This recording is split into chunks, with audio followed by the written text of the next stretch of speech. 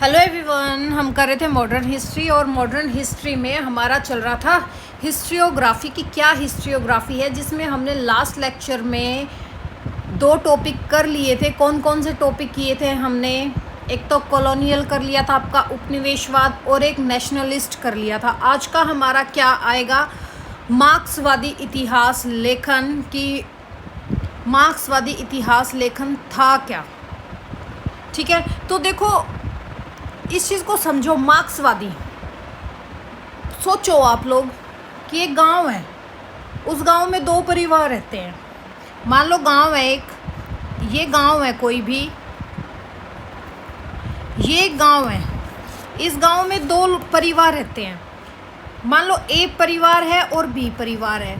जो ए परिवार है भाई, इसके पास सब कुछ है, सब कुछ में आप लगा लो भाई, खेत पैसा सब कुछ है, यानी कि इकोनॉमिकली ये स्ट्रॉन्ग है। और ये क्या है? ये आपका गरीब परिवार है। तो अब बताओ, गांव में ज़्यादा मेहनत कौन कर रहा है? गरीब परिवार। लेकिन सबसे ज़्यादा पैसा किसके पास है? अमीर परिवार। तो जो यही क्वेश्चन है, यही क्वेश्चन एक महान विचारक होते थे, कार्ल मार्क्स। कौन होते थे? Karl Marx. उन्होंने भी पूछा, क्या कहा कि इतिहास को केवल राजाओं और युद्धों से मत समझो। इतिहास को समझना है तो देखो कि समाज में अमीर और गरीब के बीच क्या संबंध थे।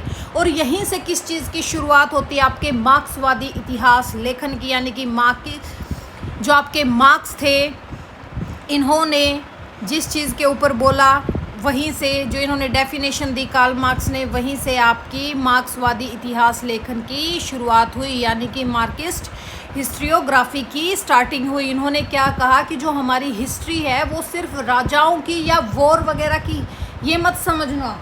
अगर हमारी हिस्ट्री को समझना है तो देखो, जो समाज है उसमें अपर लेवल और लोअर लेवल के बीच में क्या रिलेशन है। ठीक है, ये चीज़ इन्होंने की। तो सबसे पहले आप ये देखो कि जो ये कार्ल मार्क्स थे, जिन्होंने इसकी शुरुआत की थी, कार्ल मार्क्स, ये कौन थे? कार्ल मार्क्स का संबंध कहाँ से है? ये आपके जर्मनी से थे। ये एक दार्शनिक, अर्थशास्त्री और समाजशास्त्री भी थे। इन्होंने समाज को समझाने के लिए मार्क्सवाद नामक विचारधारा दी। क्या दी? मार्क्सवाद नामक विचारधारा किन्होंने दी थी? आपके कार्ल मार्क्स ने दी थी। इन्होंने क्या माना? इन्होंने माना कि इतिहास को आगे बढ़ाने वाली सबसे बड़ी शक्ति इकोनॉमी और क्लास स्ट्रगल है, यानी कि आपकी आर्थिक व्यवस्था और वर्ग संघर्ष ही आपके इतिहास को आगे बढ़ाने वाली सबसे बड़ी शक्ति है। मान लो एक गांव में 2 भाई रहते हैं। मैं आपको ये एग्जांपल देके क्यों समझा रही हूँ, ताकि आपको याद हो जाए अच्छे से कि क्या चीज़, कहानी क्या है। एक गांव में 2 भाई रहते हैं भाई। पहला भाई है, ज़मीन का मालिक भी है, बहुत अमीर भी है, और दूसरे लोगों से खेती करवाता है। दूसरा भाई बेचारा गरीब है, पूरे दिन खेत में काम करता है, मेहनत वही करता है, लेकिन कमाई मालिक की होती है। एक दिन गरीब भाई बोला, मेहनत मैं करता हूँ लेकिन फ़ायदा कोई और ले जाता है। तो कार्ल मार्क्स इस चीज़ पे क्या कहते हैं कि फ़ायदा कोई और लेके जा रहा है, इसी को तो हम क्या कहते हैं? इसी को तो हम एक्सप्लॉयटेशन कहते हैं। इसी को तो हम क्या बोलते हैं? शोषण। इसी को क्या बोलते हैं हम? शोषण। यानी कि काम करो आप और फ़ायदा ले जाए कोई और। इसी को कार्ल मार्क्स ने क्या कहा? एक्सप्लॉयटेशन, यानी कि शोषण। और इसी शोषण की कहानी इतिहास का सबसे महत्वपूर्ण हिस्सा है। तो देखो, आपका मार्क्सवादी इतिहास लेखन क्या है? मार्क्सवादी इतिहास लेखन वह इतिहास लेखन है जिसमें इतिहास को आर्थिक परिस्थितियों, उत्पादन प्रणाली, वर्ग संघर्ष यानी कि क्लास स्ट्रगल और भौतिक परिस्थितियों के आधार पर समझा जाता है। इन्होंने क्या कहा कि मार्क्सवादी इतिहास लेखन क्या है? एक ऐसा दृष्टिकोण है जिसमें इतिहास को उसकी आर्थिक व्यवस्था, उत्पादन के साधनों यानी कि जो मीन्स ऑफ प्रोडक्शन होता है, और वर्ग क्लास स्ट्रगल और श्रमिकों के जीवन के आधार पर समझा जाता है। मार्क्सवादी क्या कहते हैं? ये तो मैंने आपको बता दिया कि इतिहास केवल राजाओं का नहीं है, बल्कि किसानों का, मजदूरों का, गरीबों का, महिलाओं का और समाज के सामान्य लोगों का भी इतिहास होता है। ये किन्होंने कहा है? ये आपके कार्ल मार्क्स ने कहा है। इनकी विचारधारा के अनुसार इतिहास निर्माण महान व्यक्तियों से नहीं, बल्कि समाज की आर्थिक संरचना और वर्गों के संघर्ष से होता है। यह विचारधारा कार्ल मार्क्स और फ्रेडरिक एंगल्स के सिद्धांतों पर आधारित है। कौन सी? कि इतिहास का निर्माण महान व्यक्तियों से नहीं बल्कि समाज की आर्थिक संरचना और वर्गों के संघर्ष से होता है। इनका कहने का मतलब क्या है कि इतिहास सिर्फ राजाओं का और युद्धों का नहीं है बल्कि किसानों का, गरीबों का, महिलाओं का, मजदूरों का, समाज के सामान्य लोगों का भी होता है। सिंपल समझो, अगर कोई इतिहासकार लिखे अकबर बहुत महान राजा था, सोचो एक बार, बस एग्जाम्पल के तौर पे ले लो, एक इतिहासकार ने लिखा कि अकबर बहुत महान राजा था भाई, तो ये क्या है? ये एक सामान्य इतिहास है। लेकिन मार्क्सवादी इतिहासकार क्या पूछता है कि अकबर के टाइम पे किसानों की हालत कैसी थी, अकबर के टाइम पे मजदूरों को कितना मेहताना मिलता था। अब जैसे हम कह रहे हैं कि भाई विश्व गुरु हमारे मोदी जी, हम कह रहे हैं कि मोदी जी के टाइम पे किसानों की हालत कैसी थी, मजदूरों को कितना मेहताना मिलता था, टैक्स कितना था, गरीबों का जीवन कैसा था, स्टूडेंट्स की लाइफ कैसी थी, नीट में कितने बच्चों ने सुसाइड किया, कितनी बार आपका एग्ज़ाम लीक हुआ, कितने एग्ज़ाम लीक हुए, हर जगह आपका क्या प्रोटेस्ट चल रहा है, आपके पर्यावरण के लिए क्या प्रोटेस्ट चल रहा है। तो अब समझ के लोग क्या, एक इतिहासकार कह रहा है कि मोदी बहुत अच्छे थे, मोदी एक महान पीएम थे, लेकिन वहीं कार्ल मार्क्स क्या पूछ रहा है कि भाई मोदी के टाइम पे, जब मोदी पीएम था तो उस टाइम पे किसानों के हालात क्या थे, मजदूरों के हालात क्या थे, बैंकर्स के हालात क्या थे, आपके जितने ये लोग कितना टैक्स पे करते थे, कितना टैक्स लगा हुआ था, सड़कें कैसी थी, पेट्रोल के दाम कैसे थे, गरीबी जीवन कैसी थी। तो यानी कि उनका ध्यान आर्थिक और सामाजिक जीवन पर होता है। ये क्या है? आपके कार्ल मार्क्स की ही विचारधारा है, ठीक है। तो मार्क्सवादी इतिहास लेखन की उत्पत्ति कब स्टार्ट हुई है? मार्क्सवादी इतिहास लेखन की उत्पत्ति आपकी 19वीं शताब्दी में यूरोप में औद्योगिक क्रांति से हुई है। 19वीं शताब्दी में यूरोप में जब आपके औद्योगिक क्रांति आई 1800 मिडल 1850 के आसपास, 1830 40 50 के आसपास आई थी ये क्रांति भाई। तो उस टाइम पूंजीपति और मजदूर वर्ग के बीच असमानता बढ़ी। क्या बढ़ी? असमानता बढ़ी। और इसी समय कार्ल मार्क्स ने पूंजीवाद की आलोचना करते हुए समाज और इतिहास की एक नई व्याख्या प्रस्तुत की। बाद में भारतीय इतिहासकारों ने इन्हीं सिद्धांतों का उपयोग भारतीय इतिहास को समझने में किया। आई गेस आपको समझ में आ गया कि मार्क्सवादी इतिहास के 4 मुख्य आधार क्या थे। सबसे पहला इकोनॉमिक बेस, यानी कि आर्थिक व्यवस्था कैसी थी। मार्क्स क्या कहते हैं कि जिस देश की अर्थव्यवस्था जैसी होगी वैसा ही उसका समाज और वैसी ही उसकी राजनीति होगी। ये किसके विचार हैं? कार्ल मार्क्स के विचार हैं। क्या विचार है? जिस देश की अर्थव्यवस्था जैसी होगी वैसा ही उसका समाज और उसकी राजनीति होगी। फॉर एग्जाम्पल, अगर किसी देश में खेती सबसे बड़ा काम है तो उस देश का समाज भी खेती के आसपास ही विकसित होगा। सेकंड क्या था इनका बेस? सेकंड बेस क्या था? क्लास स्ट्रगल, जिसको हम बोलते हैं वर्ग संघर्ष। समाज 2 वर्गों में बटा रहता था, एक एक्सप्लॉइटर यानी कि जो शोषक करता है, जो मालिक है, और एक शोषित जो एक्सप्लॉइटेड है, जो मजदूरी करता है। इन दोनों के बीच का संघर्ष चलता रहता है। और मार्क्स कहते हैं इतिहास वर्ग संघर्ष की ही क्या है? कहानी है। कार्ल मार्क्स क्या कहते हैं कि इतिहास वर्ग संघर्ष की ही कहानी है। मार्क्स के अनुसार इतिहास का आधार आर्थिक व्यवस्था है। समाज में जो भी परिवर्तन होते हैं उनका मुख्य कारण उत्पादन के साधनों, मीन्स ऑफ प्रोडक्शन, और उत्पादन संबंधों यानी कि रिलेशन ऑफ प्रोडक्शन में परिवर्तित होता है। समझ गए? फिर थर्ड बेस क्या है इनका? उत्पादन के साधन, जो भी मैंने आपको समझाया है कि जिनसे वस्तुएं बनाई जाती हैं, जैसे आपकी ज़मीन होगी, मशीन, फैक्ट्री, औजार, जिसके पास ये साधन होंगे वही समाज पर नियंत्रित करेगा। For example Adani, Ambani. समझ में आ गया? जिनके पास ज़मीन है, मशीन है, फैक्ट्री है, औजार है, जिनके पास ये साधन होंगे यानी कि मीन्स ऑफ प्रोडक्शन होंगे, वही समाज पर नियंत्रण करेगा। फिर चौथा बेस क्या है इनका, उत्पादन संबंध, रिलेशन ऑफ प्रोडक्शन। आ गया ना कि एक तो मीन्स ऑफ प्रोडक्शन, एक उत्पादन संबंध यानी कि रिलेशन ऑफ प्रोडक्शन, आपका समाज, क्लास वर्ग आ गया, आपकी आर्थिक व्यवस्था, यही क्या है, यही इनके बेस हैं। ठीक है, यानी कि उत्पादन संबंध, रिलेशन ऑफ प्रोडक्शन क्या होता है, मालिक और मजदूर का संबंध कैसा है, यही इतिहास को बदलता है। अब हम इनकी प्रमुख अवधारणाएं देखें तो ऐतिहासिक भौतिकवाद यानी कि हिस्टोरिकल मटेरियलिज्म क्या है, यह मार्क्सवाद का सबसे महत्वपूर्ण सिद्धांत है। कौन सा, ऐतिहासिक भौतिकवाद, यानी कि इतिहास का विकास विचारों से नहीं बल्कि भौतिक परिस्थितियों से होता है। फॉर एग्जाम्पल, यदि किसी समाज में नई टेक्निक आ जाए तो खेती, व्यापार, उद्योग, राजनीति और समाज सभी बदल जाते हैं। दूसरा इनका क्या सिद्धांत है, द्वंद्वात्मक भौतिकवाद यानी कि डायलेक्चुअल मटेरियलिज्म, यानी कि मार्क्स के अनुसार, कार्ल मार्क्स के अनुसार समाज हमेशा कैसा होता है, परिवर्तनशील है, यानी कि प्रकृति क्या है, परिवर्तनशील है, और समाज भी कैसा है, परिवर्तनशील है। और ये व्यवस्था में विरोधाभास यानी कि कॉन्ट्राडिक्शन होते हैं। फॉर एग्जाम्पल, जैसे सामंत और किसान के बीच में रहता है, पूंजीपति और मजदूर के बीच में हमेशा विरोध और संघर्ष चलता रहता है, और यहीं से एक नई व्यवस्था का जन्म होता है। फिर जैसे आपका क्लास स्ट्रगल, मार्क्स का सबसे प्रसिद्ध सिद्धांत है। अब तक का समस्त इतिहास वर्ग सिद्धांतों का ही इतिहास है। ये क्या है, ये इनकी डेफिनेशन है। हर समाज में दो वर्ग होते हैं, मैं आपको समझा चुकी, एक शोषक, एक शोषित।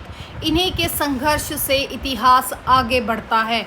फिर आपका मीन्स ऑफ प्रोडक्शन, वे साधन जिनमें वस्तुओं का उत्पादन होता है, जैसे भूमि, मशीन, कारखाना, औजार, पूंजी, और जिनका इन पे कमांड है वही आपके समाज पे कमांड करता है। फिर आपका रिलेशन ऑफ प्रोडक्शन यानी कि उत्पादन संबंध, उत्पादन के दौरान मनुष्यों के बीच बनने वाले संबंध, यानी कि जमींदार और किसान के बीच में, मालिक और मजदूर के बीच में क्या संबंध बन रहा है। समाज के विकास की अवस्थाएं, क्या अवस्थाएं होती हैं कार्ल मार्क्स के अनुसार, आदिम संप्रदाय यानी कि प्रिमिटिव कम्युनिज्म, हमारा स्लेव सोसाइटी यानी कि दास प्रथा भी, फॉर एग्जांपल आपका यूपी में आया था एक, सामंतवाद, पूंजीवाद, समाजवाद, साम्यवाद, ये क्या है, ये इनके विकास की अवस्थाएं हैं। और आपके भारतीय इतिहास पर मार्क्सवादी दृष्टिकोण कैसे पड़ा, मार्क्सवादी इतिहासकारों ने कहा जो मानते हैं, जैसे आपके डी.डी. कोशंबी हो गए, आर.एस. शर्मा हो गए, इरफान हबीब हो गए, या रोमिला थापर, इन जैसे महान इतिहासकारों ने क्या कहा है कि इतिहास केवल राजाओं का नहीं होता, किसान और मजदूरों का भी इतिहास महत्वपूर्ण है। आर्थिक शोषण इतिहास का प्रमुख कारण है। भूमि व्यवस्था, कर व्यवस्था और उत्पादन प्रणाली का अध्ययन आवश्यक है। स्वतंत्रता आंदोलन में आर्थिक कारणों की क्या होती है, महत्वपूर्ण भूमिका होती है। जैसे प्रमुख हमारे भारतीय मार्क्सवादी इतिहासकार में सबसे पहला नाम कौन सा आता है, आपके डी.डी. कोशंबी का आता है, और इन्होंने भारतीय इतिहास को आर्थिक और सामाजिक दृष्टिकोण से समझाया है। सबसे प्रमुख भारतीय मार्क्सवादी इतिहासकार कौन है, आपके डी.डी. कोशंबी है। इनकी बुक मोस्ट इम्पोर्टेंट है, ये बुक, इस चीज़ को याद रख लेना आप। कौन सी बुक है इनकी, an introduction to the society of Indian history.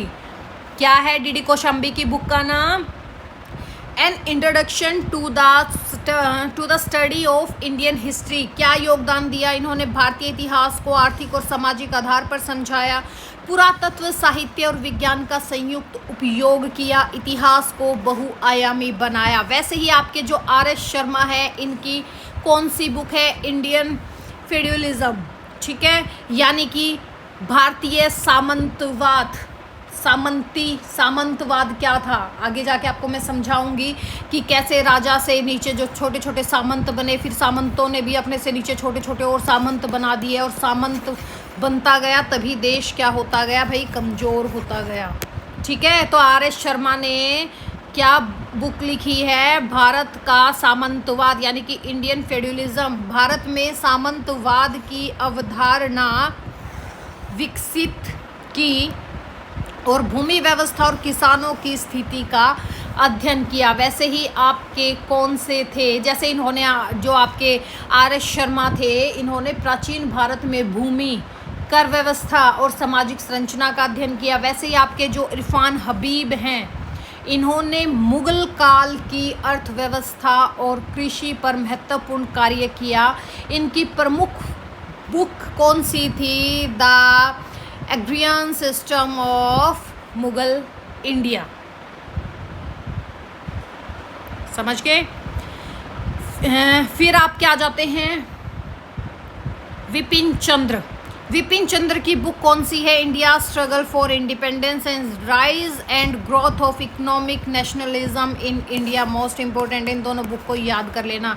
Vipin Chandra की कौन कौन सी बुक है? India struggle for independence and rise and growth of economic nationalism in India. इन्होंने स्वतंत्रता आंदोलन के आर्थिक पक्ष को समझाया और उपनिवेशिक आर्थिक शोषण का भी विश्लेषण किया। फिर आपकी मोस्ट इंपॉर्टेंट आ जाती हैं रोमिला थापर, जिनकी बुक सभी बच्चे, ऑलमोस्ट बच्चे पढ़ते हैं, रोमिला थापर की हिस्ट्री। प्राचीन भारतीय समाज और राज्य व्यवस्था का विश्लेषण सामाजिक आर्थिक दृष्टिकोण से किन्होंने किया था? आपकी रोमिला थापर ने किया था। ठीक है, केवल मार्क्सवादी इतिहासकार ही नहीं थी, ये सामाजिक आर्थिक विश्लेषण के कारण इस परंपरा से भी जोड़ा जाता है। इनकी बुक का नाम क्या था? A history of India. ठीक है, जो ऑलमोस्ट सभी पढ़ते हैं। तो देखो, मार्क्सवादी इतिहास लेखन की विशेषता क्या है? भी आर्थिक कारकों को बल है, आपके क्लास स्ट्रगल पे बात की है इन्होंने, किसान और मजदूरों का अध्ययन किया है, सामाजिक परिवर्तन की व्याख्या की है, स्रोतों का वैज्ञानिक विश्लेषण किया और समाज के निचले वर्गों पर भी ध्यान दिया है। योगदान, जैसे भाई इनकी वजह से इतिहास का दायरा बढ़ा है, सामाजिक और आर्थिक इतिहास को महत्व हुआ है, जैसे भूमि कर, कृषि, व्यापार और उद्योग पर शोध हुए, किसान और मजदूरों का इतिहास बताया, पहली बार सामान्य जनता को इतिहास के केंद्र में लाया गया, इतिहास के प्रमाणों और विश्लेषणों के आधार पर समझाया गया। बट हर चीज़ का एक क्रिटिसिज्म तो होता ही है। इन्होंने आर्थिक कारणों पर ज़्यादा बल दिया, धर्म और संस्कृति की भूमिका को कम महत्व दिया, कई इतिहासकार पर वैचारिक पक्षपात का भी आरोप लगा और महान व्यक्तियों की भूमिका अपेक्षाकृत कम मूल्यांकन दिया उन लोगों को।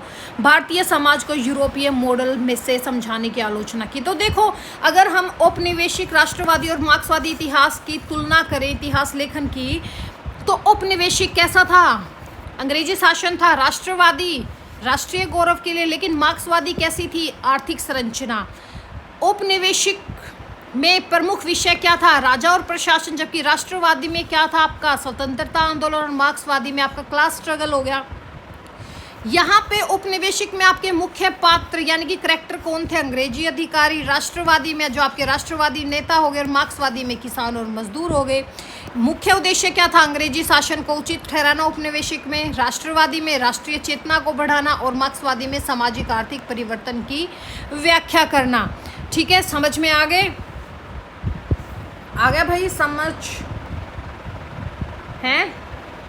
तो हम क्या कह सकते हैं? जो मार्क्सवादी इतिहास लेखन है वह इतिहास लेखन है जिसमें इतिहास की व्याख्या आर्थिक व्यवस्था, वर्ग संघर्ष, उत्पादन संबंध और समाज के श्रमिक वर्ग के जीवन के आधार पर किया जाता था। ठीक है, मार्क्स याद नहीं रहे तो आप एक सिंपल रख सकते हो, मैंने तो ऐसे ही याद रखा था। मार्क्स मतलब मनी। इन्होंने किस किस पे बात की? मनी पे, एग्रीकल्चर पे, और किस पे बात की? रिलेशन पे, और वर्कर पे, और आपके क्लास स्ट्रगल पे इन्होंने इस पे बात की थी। यानी कि पैसा, उत्पादन, किसान, मजदूर, वर्ग संघर्ष, यही क्या है? आपके मार्क्सवादी इतिहास लेखन है। तो आपसे पूछ सकते हैं कार्ल मार्क्स कौन थे भाई? कहाँ के थे? जर्मनी के थे। ठीक है, अब आ गया हमारा नेक्स्ट टॉपिक। क्या आप इसको उपाल्टर्न भी बोल सकते हो? उपाल्टर्न इतिहास लेखन या सबल्टन हिस्ट्रियोग्राफी कह सकते हो, अधीनस्थ कह सकते हो, उपाश्रित इतिहास लेखन कह सकते हो, आप इसको उपाल्टन भी बोल सकते हो। ठीक है, तो देखो इसको भी समझो एक बार। मान लो आपका कोई एनुअल फंक्शन हो रहा है, अगले दिन न्यूज़पेपर में खबर छप गई है कि प्रिंसिपल ने शानदार कार्यक्रम करवाया, मुख्य अतिथि आए, बड़े बड़े अधिकारियों ने भाषण दिया। लेकिन बताओ क्या कार्यक्रम केवल प्रिंसिपल और मुख्य अतिथि ने किया? नहीं किया। कार्यक्रम को सफल किसने बनाया? बच्चों के डांस ने बनाया, शिक्षकों की तैयारी ने बनवाया, चपरासी ने कुर्सियां लगाई, माली ने स्कूल सजाया, रसोइये ने खाना बनाया, लेकिन अखबार में उनका नाम तक नहीं आया। यहीं से उपाल्टन यानी कि अधीनस्थ, उपाश्रित या सबल्टन इतिहास लेखन की शुरुआत हुई। समझ में आ गया? जो आपका उपाल्टन या अधीनस्थ या उपाश्रित, इसके बहुत नाम है भाई। इसका मीनिंग क्या है? इसका मीनिंग है समाज के वे लोग जो सत्ता, धन यानी कि संसाधन और प्रभाव से दूर रहें तथा जिनकी आवाज़ इतिहास में दबा दी गई, यानी कि समाज के वो लोग जो सत्ता, संसाधन और निर्णय लेने की प्रक्रिया से वंचित रहे, या हम कह सकते हैं समाज के वो लोग जो सत्ता, धन, प्रभाव से दूर रहे तथा जिनकी आवाज़ इतिहास में दबा दी गई, जैसे आपके किसान, मजदूर, आदिवासी, दलित, महिलाएं, छोटे कारीगर और आपकी सामान्य कारीगर या सामान्य जनता या निम्न वर्ग और हाशिए पर रहने वाले समुदाय। ठीक है, अब भारत की भी एक कहानी सुनो। देखो, पहले अंग्रेज इतिहासकारों ने इतिहास लिखा, मानते हो इस चीज़ को? उपनिवेशिकवाद आया, उस पर आपके अंग्रेजी इतिहासकार थे, उन्होंने लिख दी भाई हिस्ट्री। उन्होंने लिखा कि अंग्रेज क्या कर रहे थे, गवर्नर क्या कर रहे थे, राजा महाराजा क्या कर रहे थे। फिर राष्ट्रवादी इतिहासकार आए, उन्होंने क्या लिखा कि भाई गांधी जी, नेहरू जी, सुभाष चंद्र बोस, भगत सिंह, चंद्रशेखर आज़ाद, ठीक है, ज्योतिबा फुल्ले, ये सब चीज़ हैं आई जो आपकी। लेकिन इन्होंने क्या किया? लेकिन कुछ इतिहासकारों ने पूछा क्या आज़ादी सिर्फ बड़े नेताओं ने दिलवाई? क्या उसमें गांव के किसान शामिल नहीं थे? क्या किसान विद्रोह नहीं हुए थे? या आदिवासी विद्रोह नहीं हुए थे? महिला विद्रोह नहीं हुए थे? या मजदूर विद्रोह नहीं हुए थे? क्या उनका योगदान कहाँ पर है? कहाँ पे उनका योगदान? और यहीं से आपके सबल्टन हिस्ट्रियोग्राफी की स्टार्टिंग हुई, यानी कि अधीनस्थ इतिहास लेखन की स्टार्टिंग हुई। मान लो कि एक नदी पर बहुत सुंदर पुल बना है, मान लो बना है भाई पुल। उद्घाटन के दिन मंत्री जी आए, अखबार में फ़ोटो छप गई कि मंत्री जी ने पुल बनाया। लेकिन पुल किसने बनाया? मज़दूरों ने, इंजीनियरों ने, आपके राजमिस्त्रियों ने, मज़दूर महिलाओं ने। अगर इतिहास केवल मंत्री का नाम लिखे तो मज़दूरों के साथ अन्याय हुआ ना। तो सबल्टन इतिहासकार क्या कहते हैं कि इतिहास में उन लोगों को भी जगह मिलनी चाहिए जिन्होंने मेहनत की है लेकिन जिनका नाम कहीं नहीं लिखा गया। उसी को क्या बोलते हैं? सबल्टन बोलते हैं। अधीनस्थ इतिहास लेखन वह इतिहास लेखन है जो इतिहास के केंद्र में राजाओं और बड़े नेताओं के बजाय सामान्य जनता को रखता है। सबल्टन शब्द का प्रयोग सबसे पहले इतालवी मार्क्सवादी विचारक कौन? आपके एंटोनियो ग्राम्शी, इन्होंने किया था। किन्होंने इस शब्द का प्रयोग किया था? सबल्टन का आपके एक इटालियन मार्क्सवादी फिलोसोफर थे, क्या नाम था उनका? Antonio Gramsci. इन्होंने किया था। उन्होंने इस शब्द का प्रयोग उन वर्गों के लिए किया जो सत्ता से बाहर थे। बाद में भारतीय इतिहासकार जैसे आपके रणजीत गुहा, सबसे मेन रोल इन्हीं का है, इसे भारतीय इतिहास लेखन में विकसित किया। जैसे देखो, सबल्टन शब्द का प्रयोग किन्होंने किया? एंटोनियो ग्राम्शी ने। और सबल्टन स्टडी की शुरुआत किन्होंने की थी? आपके रणजीत गुहा ने इसके अध्ययन की शुरुआत की थी। तो देखो, जो ये हमारा उपाल्टन इतिहास लेखन है, ये क्या है दोबारा समझो, जिसमें इतिहास के समाज से के वंचित, शोषित और सामान्य लोगों की नज़र से लिखा जाता है। इसमें राजा नहीं होता बल्कि किसान, मजदूर, महिलाएं, आदिवासी, दलित, सामान्य जनता इतिहास के मुख्य पात्र यानी कि मेन कैरेक्टर बनते हैं। इसकी शुरुआत किसने की? सबसे बड़ा नाम आता है आपके भारत में रणजीत गुहा। इन्होंने सबल्टन स्टडीज़ की शुरुआत की। इन्होंने कहा कि भारत का इतिहास केवल नेताओं का नहीं है बल्कि आम जनता का भी है। और इसमें जैसे आपके शहीद अमीन आगे, ज्ञानेंद्र पांडे आगे, डेविड हार्डिमन आगे, आपके पार्था चटर्जी आगे, इन लोगों ने भी काफ़ी इस चीज़ का बढ़ावा दिया है। तो अधीनस्थ इतिहास लेखन की उत्पत्ति कब हुई? जब 1970 के दशक के अंत में कुछ इतिहासकारों ने महसूस किया कि औपनिवेशिक इतिहास केवल अंग्रेजों की बात करता है, राष्ट्रवादी इतिहास केवल बड़े नेताओं की बात करता है और मार्क्सवादी इतिहास केवल आर्थिक पहलुओं पर अधिक केंद्रित है। लेकिन किसान कहाँ है, आदिवासी कहाँ है, महिलाएं कहाँ हैं, दलित कहाँ हैं? इसी की कमी को दूर करने के लिए सबाल्टर्न स्टडीज़ ग्रुप की स्थापना की। और इसकी स्थापना कब की थी? 1982 में। आपके संस्थापक कौन थे? रंजीत गुहा। और उद्देश्य क्या था? भारतीय इतिहास को सामान्य जनता के दृष्टिकोण से लिखना। उपाल्टन इतिहासकार क्या पूछते हैं या अधीनस्थ इतिहासकार क्या पूछते हैं कि किसानों ने क्या किया, आदिवासियों ने कैसे संघर्ष किया, महिलाओं की क्या भूमिका थी, आम जनता का जीवन कैसा था, जिनका नाम इतिहास में नहीं है उनकी कहानी कहाँ है। फॉर एग्जाम्पल जैसे देखो भैया 1857 का विद्रोह हुआ था। सामान्य हिस्ट्री में, अपने सिंपल हिस्ट्री में क्या लिखते हैं? मंगल पांडे, लक्ष्मीबाई, नाना साहेब। लेकिन आपका जो उपाल्टन है या सबल्टन है, इसमें इतिहासकार क्या पूछते हैं कि गांव के किसानों ने क्या किया इस टाइम पे, आदिवासियों ने कैसे मदद की, महिलाओं ने इस चीज़ में क्या भूमिका निभाई, आम जनता ने अंग्रेजों का विरोध कैसे किया। यानी कि उनका ध्यान कहाँ था? जनसाधारण पर होता था। जैसे भाई आम लोगों के इतिहास पर इन्होंने जोर दिया, वंचित वर्ग की आवाज़ को सामने लेके आए, केवल राजा और नेताओं तक सीमित नहीं रहे, समाज के नीचे के वर्गों का भी इन्होंने अध्ययन किया और स्थानीय आंदोलनों और जन संघर्षों का भी महत्व दिया। अधीनस्थ इतिहास लेखन के मूल विचार क्या थे?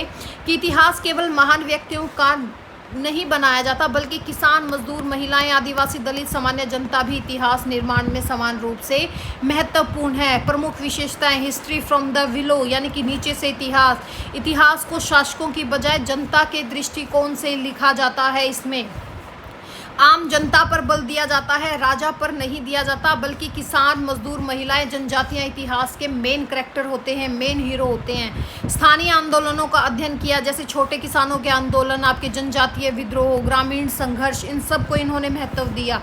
इन्होंने सत्ता की आलोचना की, औपनिवेशिक सत्ता और अभिजात यानी कि जो एलाइट क्लास होता है, इन दोनों की इन्होंने आलोचना की है। और मौखिक परंपराओं का उपयोग किया है, केवल सरकारी अभिलेख नहीं बल्कि आपके जैसे लोकगीत, लोक कथाएं, मौखिक इतिहास, आपकी मेमोरीज, इन सब का भी उपयोग किया है। इसमें आपके प्रमुख इतिहासकार मैंने बताया था कौन कौन से हैं। एक तो आपके रंजीत गुहा, जिन्होंने इसकी स्थापना की, सबसे महत्वपूर्ण इतिहासकार हैं। इनकी बुक कौन सी थी? Elementary aspects of peasant insurgency in colonial India. क्या योगदान दिया? सबल्टन स्टडीज़ की शुरुआत की, किसानों के विद्रोह का अध्ययन किया, इतिहास में आम जनता को स्थान दिया, जैसे आपके शहीद अमीन हैं। इनकी बुक कौन सी थी? इवेंट, मेटाफोर और मेमोरी। योगदान: चोरा चोरी आंदोलन का स्थानीय दृष्टिकोण से अध्ययन किया, जैसे आपके ज्ञानेंद्र पांडे। प्रमुख काम क्या था इनका? सांप्रदायिकता, विभाजन और स्थानीय समाज का अध्ययन किया। पार्थ चटर्जी, इनकी बुक क्या थी? The nation and it's fragments. योगदान क्या है? राष्ट्रवाद और उपनिवेश सत्ता को नया विश्लेषण किया, जैसे डेविड हार्डिमन। आदिवासी और किसान आंदोलन का अध्ययन किया। गौतम भद्र, इन्होंने सबल्टन स्टडीज़ के प्रमुख विद्वानों में इनको भी शामिल किया जाता है। अधीनस्थ इतिहास लेखन के स्रोत क्या हैं? आपके लोकगीत, लोक कथाएं, मौखिक इतिहास, ग्रामीण अभिलेख, अदालतों के रिकॉर्ड, पुलिस रिकॉर्ड, व्यक्तिगत पत्र, आत्मकथाएं, समाचार पत्र और आपके सरकारी दस्तावेज। योगदान क्या है? इतिहास का लोकतांत्रिकरण, इतिहास केवल राजाओं का नहीं है, आम लोगों का भी है। सामान्य जनता को पहचान दिलवाई। नए स्रोतों का उपयोग किया, जैसे लोक साहित्य और मौखिक परंपराओं का। छोटे आंदोलनों को महत्व दिया, स्थानीय विद्रोह राष्ट्रीय इतिहास का हिस्सा माना। पर इसका भी क्रिटिसिज्म हुआ भाई। क्या क्रिटिसिज्म हुआ? जैसे कुछ इतिहासकार क्या कहते हैं कि कई बार बड़े राष्ट्रीय नेताओं की भूमिका कम करके दिखाई जाती है इस चीज़ में, और जो स्थानीय घटनाओं पर अधिक ध्यान देने से व्यापक राष्ट्रीय चित्र छूट सकते हैं। हर घटना को केवल नीचे के वर्ग के दृष्टिकोण से समझना पर्याप्त नहीं होता, हर चीज़ का क्रिटिसिज्म होता है। तो हम क्या कह सकते हैं, जो सबल्टन या उपाल्टन, अधीनस्थ या उपाश्रित इतिहास लेखन क्या है? वो इतिहास लेखन है जिसमें समाज के वंचित, शोषित और सामान्य लोगों के अनुभवों, संघर्षों और योगदान को इतिहास का मुख्य आधार बनाया जाता है। ठीक है, सबल्टन, इस चीज़ को याद रखना। जो सबसे नीचे थे, अब इतिहास में, हिस्ट्री में मेन हीरो बनकर उभरे। ठीक है, राजा नहीं, जनता की कहानी। जैसे उपनिवेशवाद क्या था, अंग्रेजों की नज़र में इतिहास था। राष्ट्रवादी क्या था, भारत के गौरव, राष्ट्रीय चेतना जगाने वाले इतिहास था। मार्क्सवादी क्या था, आर्थिक व्यवस्था और वर्ग संघर्ष के नज़र से इतिहास था। और उपाल्टन क्या था, आम जनता, किसान, मजदूर, आदिवासी और वंचित वर्ग की नज़र में इतिहास था। तो इतिहास केवल राजाओं और नेताओं की कहानी नहीं है भाई। एक किसान का संघर्ष, एक आदिवासी का आंदोलन, एक मजदूर की मेहनत और एक महिला का योगदान भी इतिहास का उतना ही महत्वपूर्ण हिस्सा है। और यही संदेश, यही मैसेज हमें कौन देता है, उपाल्टन इतिहास लेखन देता है। ठीक है, आ गया समझ में? आई गैस दोनों आपको अच्छे से समझ में आ गए होंगे। अब इससे आगे के चीज़ लेके आएंगे हम नेक्स्ट लेक्चर में, तो मिलते हैं नेक्स्ट में। Thank you, have a nice day.